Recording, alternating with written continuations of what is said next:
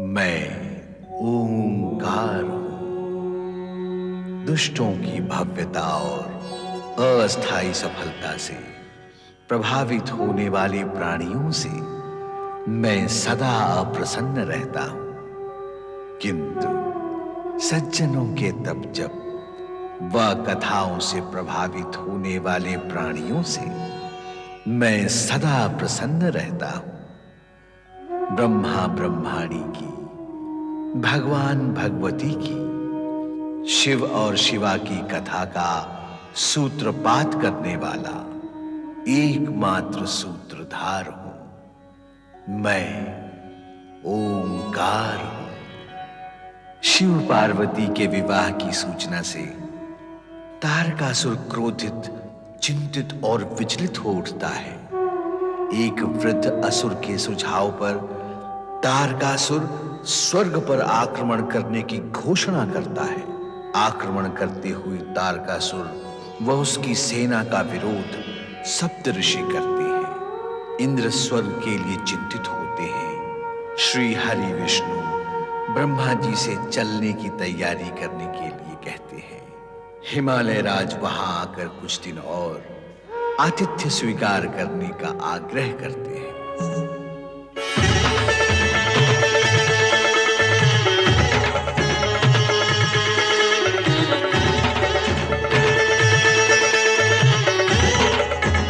तुम्हारी आंखों में प्रश्न झलक रहा है। क्या तुम कुछ पूछना चाहती हो?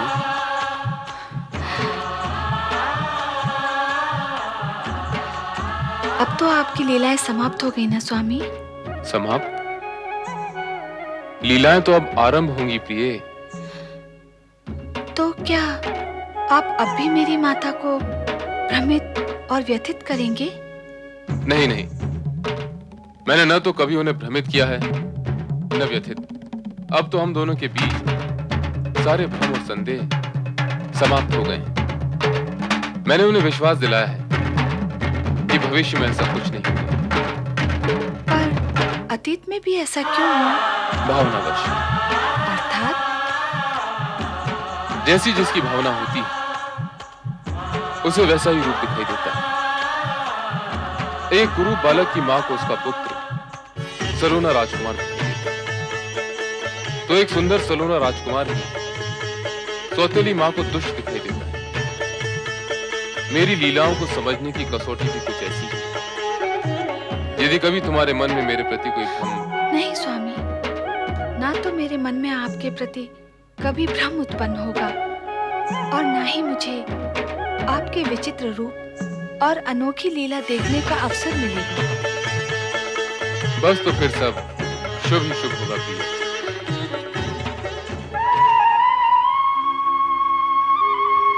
नारायण नारायण देवर्षि। देवराज इंद्र, आप और यहाँ? परंतु आप तो... अरे अरे अरे अरे अरे, आपकी पुकार पर मेरे श्री हरि विष्णु का नाम स्मरण अपूर्ण रह गया। उसे मैं पहले पूर्ण कर लूं।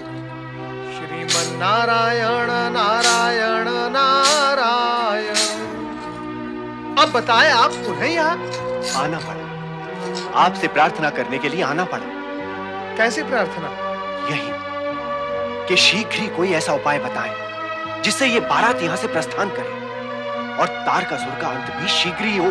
नारायण नारायण, आपकी अधीरता श्री हरि विष्णु और परमपिता ब्रह्मदेव के सम्मुख मैं दूसरे शब्दों में प्रकट कर चुका हूँ। फिर क्या हुआ? क्या हुआ? हिमालय राज के निवेदन पर श्री हरि विष्णु और परमपिता ब्रह्मदेव कुछ समय और यहाँ रुकने की अनुमति दे चुके हैं। अब इस विषय में मैं आपकी सहायता नहीं कर सकता। देवर्षि, यदि आप ही हमें इस प्रकार असहाय छोड़ देंगे तो फिर हम किसकी सहायता पे विश्वास करें? आप परमपिता ब्रह्मदेव के पास जाइए, श्री हरि विष्णु के पास जाइए, या फिर शिव जी के पास जाइए। वो आपकी सहायता कर सकते हैं, मैं नहीं। वो क्यों सुनने और मानने लगे हमारी बात, जब आप ही हमारी बात नहीं सुन रहे हैं? देवर्षि, त्रिदेव तक जितनी पहुंच आपकी है उतनी अन्य किसी की नहीं है। नारायण नारायण, देवराज आप मुझ पर अपनी लीला चला रहे हैं। मैं लीला नहीं चला रहा हूं देवर्षि, मैं तो केवल आपसे प्रार्थना कर रहा हूं। शीघ्र ही कोई ऐसा उपाय बताएं जिससे ये बारात यहां से प्रस्थान करे और तार का देवर्षि। कल तक नन्ही सी बच्ची थी, आज कैलाशपति की पत्नी बन गई। अब ये हिमालय भवन छोड़कर कैलाश चली जाएगी। हाँ, हाँ, हमारी महारानी अब अकेली रह जाएगी। मैना रानी, पुत्री का विवाह जगत के श्रेष्ठ वर श्री शिव भगवान से आनंद पूर्वक और निर्विघ्न संपन्न हुआ है। पुत्री का आयुष्य सुखमय है। तुम्हें तो इससे अति प्रसन्न होना चाहिए, पर तुम उदास हो, क्यों भला? पुत्री का वियोग ऐसा ही होता है देवी लक्ष्मी।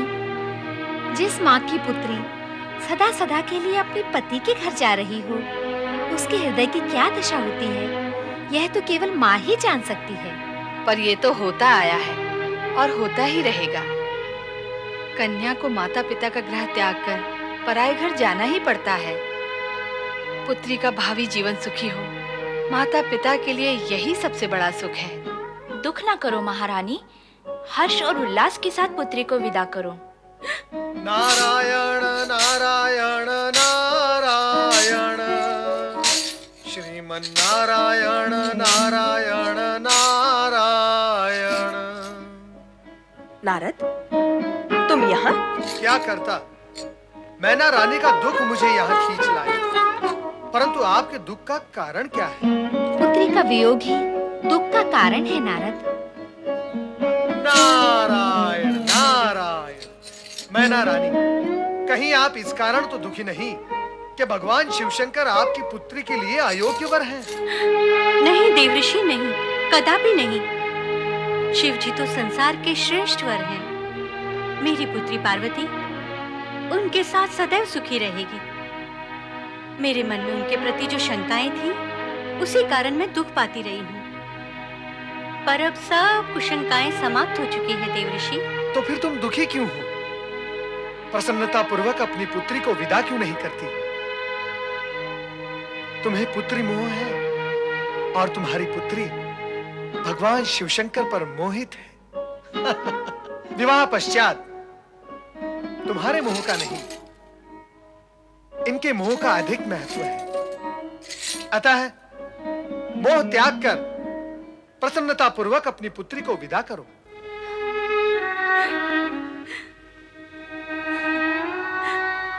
मैं माँ हूं ना, पुत्री का मोह कैसे त्याग दूं?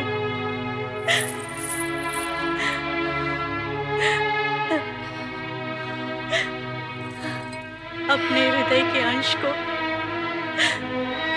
अलग करके विदा करना आसान ही है। मेरी पुत्री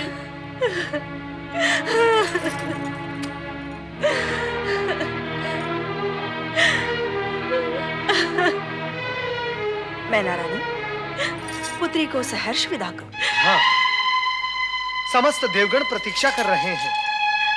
अब बारात विदा कर दीजिए, अब अधिक विलंब उचित नहीं। नारायण नारायण।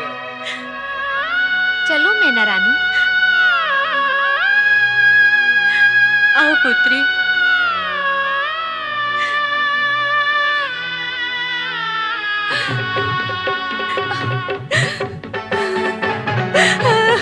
मेरी पुत्री।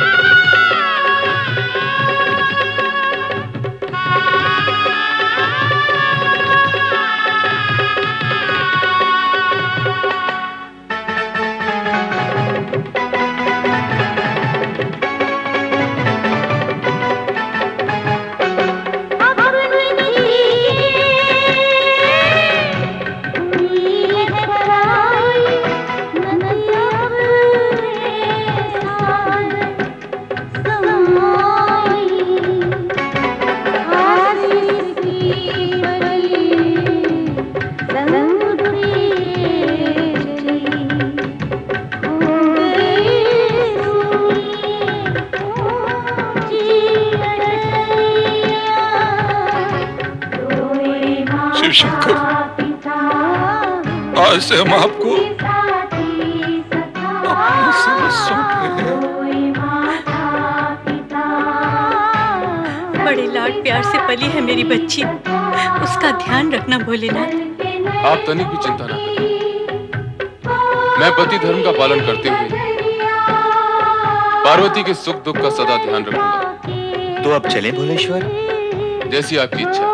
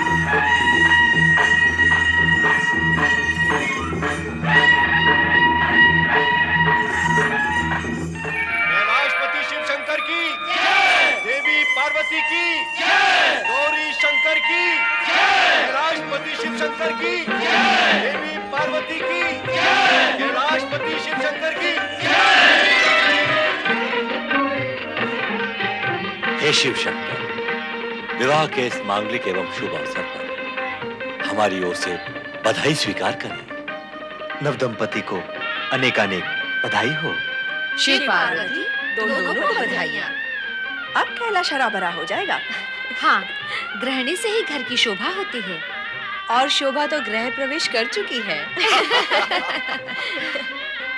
अत्यंत मंगलमय समय है भोलेनाथ। हाँ देवराज, चारों ओर मंगलमय वातावरण है। ऐसी शुभ घड़ी इससे पूर्व इस जगत में कभी नहीं आई। समय परिवर्तनशील है देवराज। हम सभी की मंगल कामना है। क्या आपका दाम्पत्य जीवन सुख एवं समृद्धि से परिपूर्ण हो। आप सभी को अनेक अनेक धन्यवाद। विवाह में आकर बारात की शोभा बढ़ाई, पूर्ण सहयोग दिया। मैं आप सभी का आभारी हूं।